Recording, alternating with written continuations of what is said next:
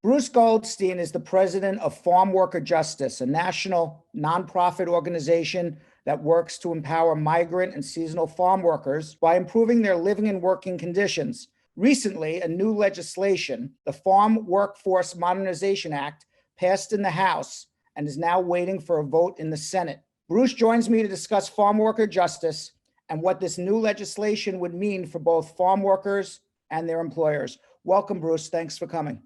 Thanks so much for having me, Brad. I really appreciate it. So what type of advocacy work does Farmworker Justice do? Farmworker Justice seeks policy change in Congress and federal agencies. It also assists groups around the country on state advocacy. And we focus on immigration policy, labor rights, occupational safety, and health and access to health care. We believe that if we need more farm workers in this country, because there are not enough, that they should be offered immigration status and a path to citizenship. And employers in this capitalist economy should compete for those workers by improving wages and working conditions to attract and retain them. We have not been able to pass that. How do you seek to change rules and regulations to assist your members? Well, we start by educating ourselves about the facts on the ground and how policy works and what the law currently is. And we work with groups around the country to devise agendas to figure out what needs to change. And then we build coalitions. Farm workers themselves are not very powerful. So we work with farm worker groups, but many others, including the labor movement, environmental groups, civil rights organizations, Latino organizations, and many others, to build coalitions that then demand policy changes in Congress and in agencies. So, for example, right now you're working on the Farm Workforce Modernization Act in Congress. It has already passed the House of Representatives. It is partly a immigration reform for farm workers who are out of status. Can you just give our viewers just what it takes from your organization and the other organizations that you coordinate with to get Congress to, even in the House, to pass this law? I mean, let's face it, we all know that many members of Congress depend for their ability to get elected on campaign contributions. And farm workers and Farmworker Justice don't have any money for campaign contributions. So we have to make up that source of influence in other ways. So we work together to educate members of Congress. We help farm workers come to Washington, D.C. to meet with members of Congress. We encourage them to go meet with their members of Congress when the members are back home in their districts and their states, and explain to them the life of farm workers on the ground. And when it comes to immigration policy, we've been working at this a long time. For many years, many farm workers have been undocumented, and we've been asking for immigration reform legislation that would grant undocumented farm workers and their family members the opportunity for immigration status and citizenship. And we've been rejected many times. On the other side, many agricultural employer associations have been saying that they're unhappy. And so some of them have been lobbying for really troubling legislation. It'd be very harmful to farm workers. They'd basically be able to bring temporary foreign workers in on temporary work permits with no rights and no access to the justice system, no path to immigration status or citizenship. And so what it's taken over many years is fighting against those proposals by agribusiness. And we've done that, again, by building coalitions, writing, visiting members of Congress, getting media, doing social media. And when efforts by the agribusiness groups and growers have been made in Congress, we've lobbied to defeat that legislation. So what's been happening over a period of years is that we've not been able to get past legislation that we've wanted, which would be very generous in its approach to immigration reform towards farm workers who deserve it. And the grower groups have not been able to get their immigration reform passed. And so there's been this stalemate. And that led some years ago to efforts to see if there wasn't some way to reach a labor management agreement that would also have the support of Democrats and Republicans. And now you have this Farm Workforce Modernization Act. It passed the House of Representatives on March 18th. As you know, the last time special immigration reform was passed for farm workers was during the Reagan era, 1986, special agricultural workers. So how much bipartisan support did it have? It had significant bipartisan support. Almost all Democrats except for one, voted for it, and 30 Republicans voted for this legislation. In the House, the two main leaders of the effort to pass the bill were bipartisan. One was Representative Zoe Lofgren, who chairs the Immigration Subcommittee in the House, and the Republican was Representative Dan Newhouse of Washington State, who was the Secretary of Agriculture of the state of Washington, and he is a farmer. In comparison to the rest of what's going on in Congress these days, that was pretty good. Were you surprised you got that many Republicans? I was expecting roughly that many. We hoped for more, actually, but immigration is an issue that a lot of Republicans want to oppose. They want to base their reelection campaigns on being anti-immigrant. What did the House of Representatives actually pass? Well, the Farm Workforce Modernization Act basically has two components. One is it would grant undocumented farm workers and their family members an opportunity to earn legal immigration status and U.S. citizenship. The second part of the bill would revise the H-2A agricultural guest worker program. And that is a program that it originates during World War II, and it allows agricultural employers to bring in foreign citizens on temporary work permits when they can show that there's a labor shortage. So the bill would basically create that earned legalization program and revise the H-2A program. Once a person has certified agricultural worker status under this bill for 5 years, and it shows that they have worked the requisite 100 days in agriculture per year, they can apply for a green card and get permanent immigration status. And 5 years later, they can get U.S. citizenship. And at the same time, the farm worker gets a green card, so with their immediate family members. So this access to immigration status and citizenship is opposed by a significant number of Republicans. And so the goal is to cobble together a coalition, a bipartisan coalition in the Senate that gets the 60 votes necessary to pass the bill. Assuming the bill passes as it is written and passed by the House of Representatives, what would a farm worker have to do to become legal? Well, let me preface this by saying that we have a lot of materials on our Farmworker Justice website that goes through a lot of the details of the bill, the Farm Workforce Modernization Act fact sheet. So I encourage people to visit our website, www.farmworkerjustice.org. So for the legalization program, undocumented farm workers would be able to come forward and file an application, and they would apply for a certified agricultural worker status. And to do that, they would have to show that they've worked at least 180 days in agriculture in the United States in the last 2 years. And they would also have to show that they have not been convicted of serious crimes and that they've been in the United States, recently. And if they can prove that, then they would be granted a certified agricultural worker status, which basically is a temporary immigration status. They'd be allowed to stay in the United States, work in any job. They'd be allowed to travel abroad and return to the United States. And the status would basically last 5 years. If the person wants to renew, the person would have to show that he or she worked at least 100 days in agriculture in the United States each year. And let me back up and say that when the farm worker gets the certified agricultural status by showing that he or she has that experience in the last 2 years, their immediate family members, their spouses and minor children, would also get that same temporary immigration status.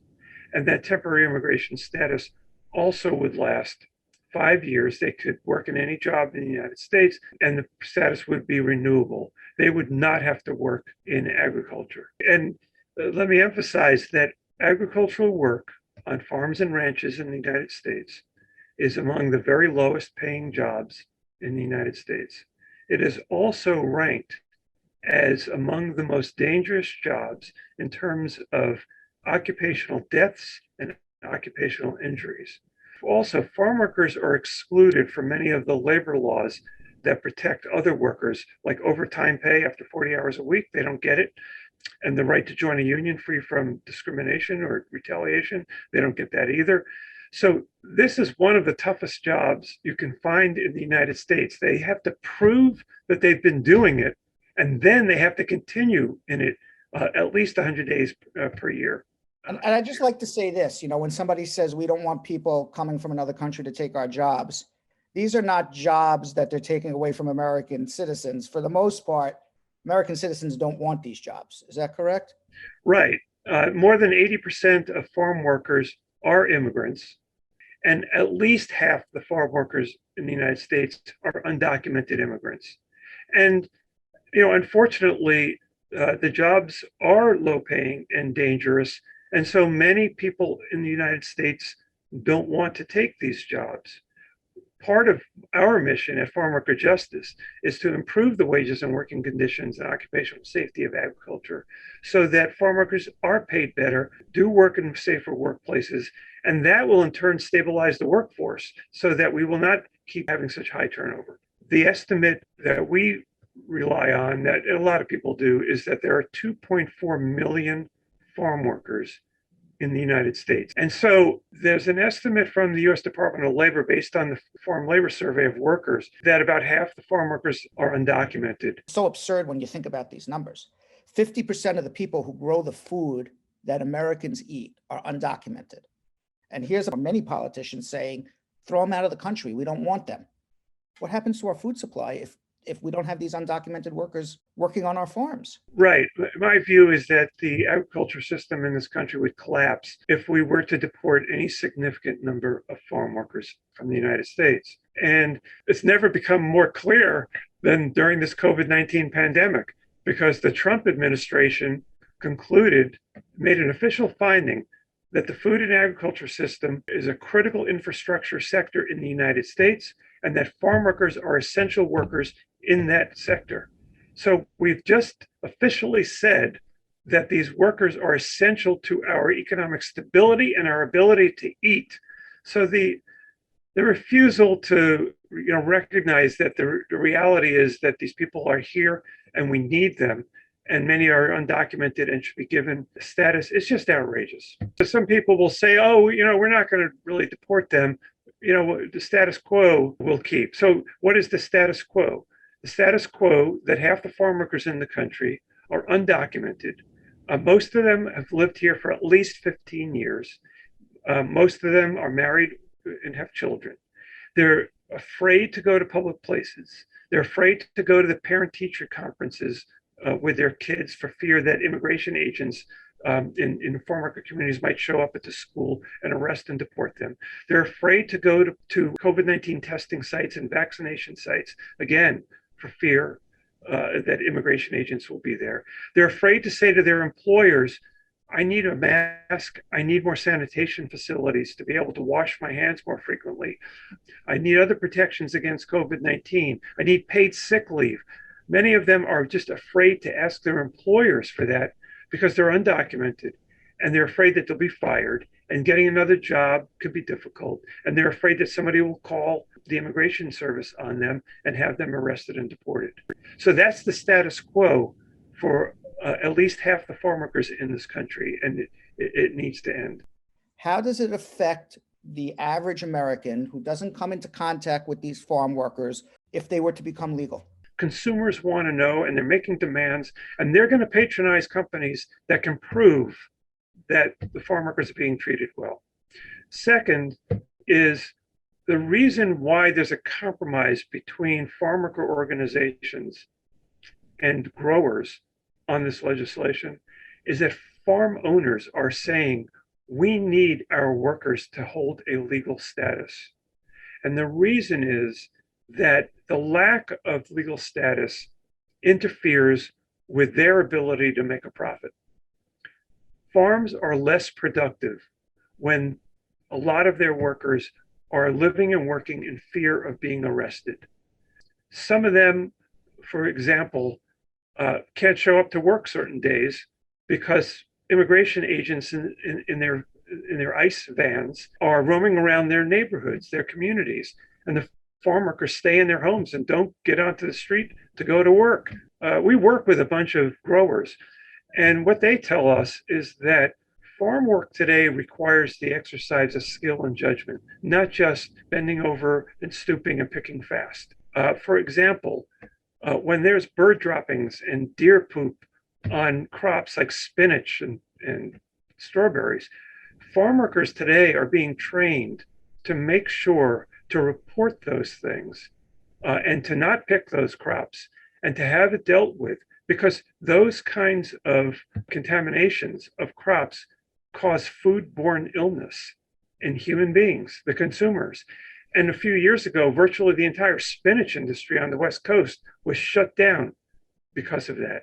So growers want immigration reform and retailers want immigration reform because they want to be able to say to their consumers, this food is safe. Let me ask you a question. End of the year, Farm Worker Workforce Modernization Act passes or doesn't? I think that there is a reasonable chance that the Farm Workforce Modernization Act passes by the end of the year. There are a lot of obstacles to it passing, but I think that with all of us working hard and getting your viewers to contact senators to tell them to pass it and ramping up the pressure in other ways, I think we get it done. Can you explain the H-2A program, why it's not working for the farm workers? The H-2A program, which originated in World War II, allows agricultural employers to apply for permission to bring in foreign citizens on temporary work visas for seasonal jobs. They're supposed to show that there's a labor shortage, and they are supposed to advertise the jobs to U.S. workers. And to show a labor shortage, they're supposed to advertise the jobs at wages and working conditions that meet the standards of U.S. farm workers. And if they advertise those jobs at those wages and working conditions and can't find enough U.S. workers, then they are permitted to hire foreign citizens who come in on temporary work visas in what's called a non-immigrant status. It's a very restrictive visa. Part of the reason why the H-2A program is so abusive is that the workers who come in may only work for the one employer that arranged the visa for them. They may only stay in the United States as long as the visa lasts, as long as the job lasts. And they must go home when the job ends. If they want to come back in a following season, the worker must hope that the employer will request a visa for the worker, because the worker has no ability or right to apply to the US government to get an H-2A visa. It's totally controlled by the employers. And they are very reluctant to ask for any improvements, to report illegal practices, and they work to the limits of human endurance. They do whatever the employer says to be able to keep the job and to be invited back the following year. Now, the employers, they complain about the program as being expensive. So only about 10% of farm workers in the United States are brought in under the H-2A program. But the program is one of the few programs in immigration that's unlimited. Employers can bring in any number of H-2A workers. The reason why more farm workers are not brought in under H-2A is that there have been ample numbers of farm workers in the United States, US citizens, lawful permanent residents, and undocumented immigrants. So a lot of employers don't see the need to apply for H-2A. So the program is rife with abuses.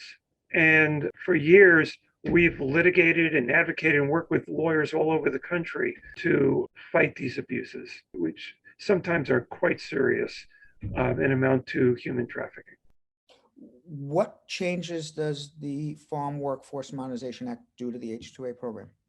So one of the big changes is that for the first time ever, the H-2A guest workers would be covered by the principal federal employment law for farm workers. There's an employment law called the Migrant and Seasonal Agricultural Worker Protection Act. It basically allows farm workers in the United States to know what their job terms are. And then if the employer violates those job terms, file a lawsuit in federal court and enforce them. The law also regulates the use of farm labor contractors. That is, growers a lot of times hire labor intermediaries. They call them farm labor contractors. And the law requires that those farm labor contractors be licensed and requires the growers to use only licensed labor contractors. But there are many abuses. Growers hire labor contractors, they violate farm workers' rights. Then the grower says, I don't employ the farm workers on my farm. They're employed only by the labor contractor. We sue the labor contractor, they have no money. And so the grower gets off scot-free, the workers don't get anything, and the grower then hires another labor contractor who does the same thing. This Migrant and Seasonal Agricultural Worker Protection Act doesn't apply to H-2A guest workers. The Farm Workforce Modernization Act would apply it to H-2A guest workers and to the employers. So for the first time, the guest workers would be allowed to go to federal court to enforce their contract rights. And that is really, really important. Because right now, the H-2A guest workers, at best, they can go to a local state court and hope that a local judge under state contract law would be willing to rule in favor of them. But if they do that, the employer is going to fire them. They're out of status and they'll never be able to come back here ever again in their entire life. Well, but there are rules about retaliation. And now we'd be able to sue in federal court against the employer for that retaliation. And we'd be able to ask the Department of Labor to allow them to come back into the country. What do you say to people who say, okay, great, we're not going to need any more farm workers because we're legalizing them all? But you just finished telling us that it's a very dangerous job and it's a low-paying job. So as soon as these farm workers get green cards, they're now going to go and take my job away in the auto body shop or in the store, or, you know, they're going to start competing for my job because they're not going to want to work on a farm. We're still going to have farm worker problems. We're going to need to bring in a whole new group of people from other countries. We hear that argument a lot. Of course, this is a capitalist economy. We expect employers to compete for labor. And if this bill were to pass, and we'd have hundreds of thousands of duly legalized, experienced, skilled farm workers, these employers should compete for their labor by improving wages and working conditions and occupational safety.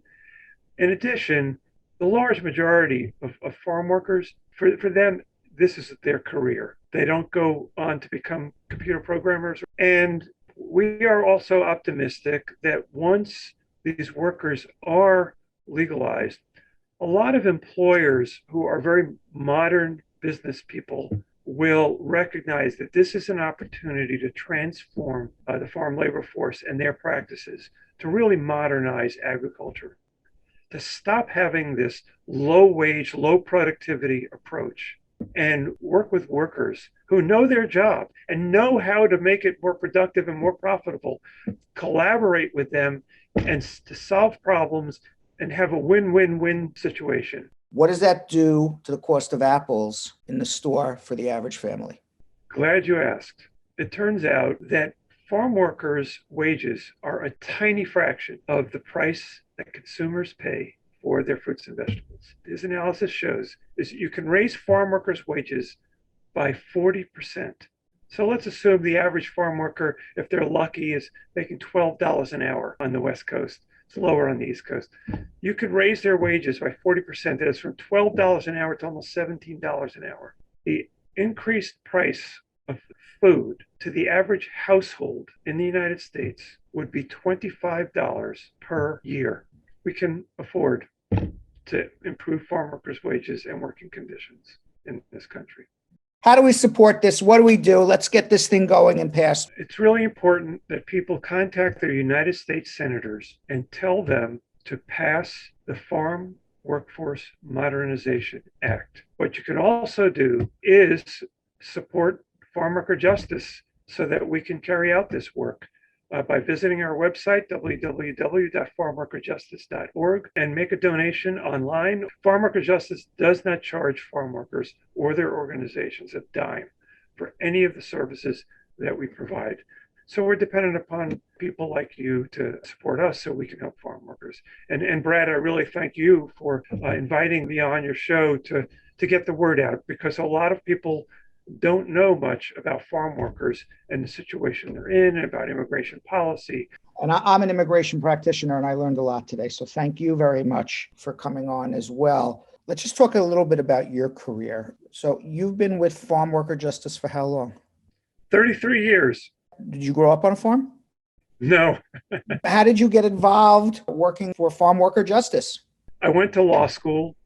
And after graduating law school for about 8 years, I was a labor and civil rights lawyer in the Midwest, and then decided to move to DC with my wife and kids, and had the opportunity to apply for a job with Farmworker Justice, and never expected to do this work. They were looking to hire a litigator, and I thought it would be really interesting given my interest in labor and civil rights and my college experience reading about farm workers. But I never really expected to deal with immigration law directly. My two sons, they each married an immigrant. Oh, wow. Tell us what your American dream is. My American dream is that we win immigration reform.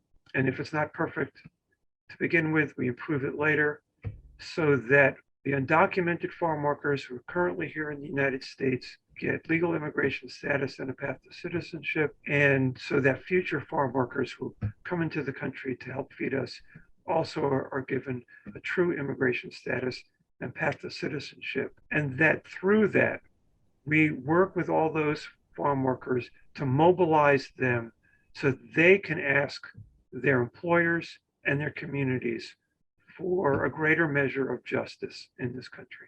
Bruce Goldstein, President of Farm Worker Justice. We are all behind you. We're supporting you. We all want this bill to pass. We are praying, and we're going to work to do it. Thank you very much for coming on. I really appreciate your time. Thank you.